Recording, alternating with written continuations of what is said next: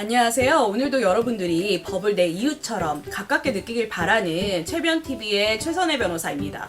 벌써 구독자가 500명이 됐더라고요. 여러분들 정말 감사드립니다. 제가 오늘 이 영상을 찍는 이유는요, 제가 왜 유튜브를 시작하게 됐는지, 그리고 앞으로 제가 유튜브에서 어떤 내용을 다룰 것인지에 대해서 좀 말씀을 드리려고 해요.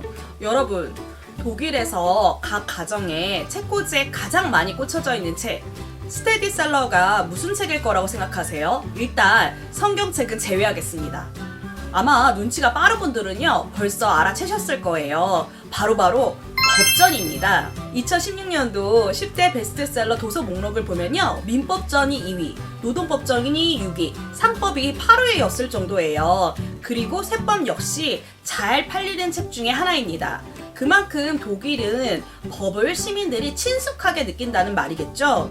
그런데 제가 10년간 변호 생활을 해보니까요, 우리나라 사람들은 사람을 믿었다가 믿는 도끼에 발등 찍혀서 변호사 사무실이나 경찰서에 찾아오시는 분들이 정말 많거든요. 그런데 또 좋은 게 좋은 거라고 말로만 약속을 해서요, 증거는 또 거의 없어요. 제가 최변TV를 시작한 이유가 생활에 밀접한 법률 상식을 조금만 더 알아도 최소한 법률 문제가 발생했을 때 대응을 잘할 수 있는 경우가 정말 많더라고요. 예를 들어서 건설업자 A씨가 B씨에게 공사도급을 받아서 공사를 진행했는데 3천만 원을 못 받은 경우를 제가 가정해 볼게요. 그런데 공사도급을 맡긴 그 B가 잔금을 주겠다고 차일피일 미루다가 4년이 지난 거예요.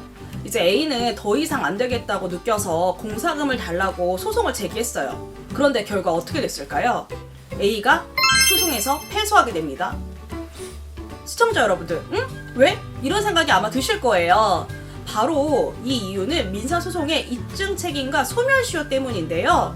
민사소송에서 입증 책임이라고 하는 거는 주장하는 자가 증거를 제출해야 되는데 이걸 입증 책임이라고 하거든요.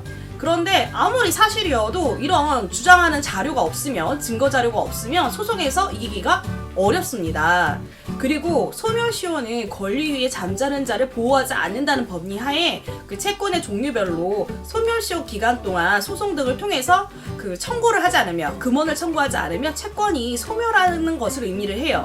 근데 공사도급 계약의 소멸시효는 얼마냐? 3년이에요. 건설업자 A씨는 B를 믿고 잔금 3천만 원을 지급하겠다는 약속을 녹음이나 문자 등 증거자료를 전혀 보관하지 않고 있었고, 소송에서 공사를 맡긴 B는 양심도 없이 지난 4년 동안 한 번도 공사대금을 청구한 적이 없으니 소멸시효가 완성됐다, 이렇게 주장을 한다고 가정을 해봐요. 이러면 그 B의 말을 믿고 4년이란 기간을 기다린 건설업자 A씨만 억울하게 소송에서 패소하게 되는 결과가 발생하는 거죠. 만약 건설업자 L씨가 법을 조금 알았다면 3년이 되기 전에 B에게 지급각서 같은 거라도 받았거나요, 아니면 전화통화나 문자 등을 받아가지고 증거를 보유하고 있었을 거예요. 그랬다면 결과는 정반대로 달라졌겠죠. 여러분, 그 법원, 검찰, 경찰에서 법을 몰랐다라는 것은 핑계가 되지 않습니다. 법의 무지가 재판에서 용인되는 게 아니에요. 물론 저도 법이 어렵게만 느껴지는 거 당연히 이해합니다. 법을 전공을 해도요, 실무 경험이 쌓이지 않으면 어려운 부분이 정말 많거든요. 그래도 억울한 일이 덜 발생하려면 우리의 일상과 밀접한 법인 민법, 상법, 노동법, 세법, 형법 중 일부는 법률 상식으로서 알고 있는 것이 굉장히 중요합니다.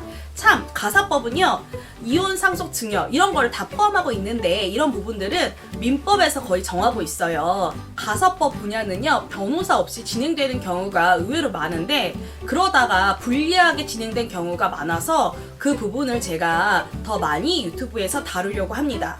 법은 내 가족, 친구처럼 친근해지기는 굉장히 어렵지만 최소한 내 이웃 정도만큼은 친근해질 수 있을 거라고 저는 생각을 해요.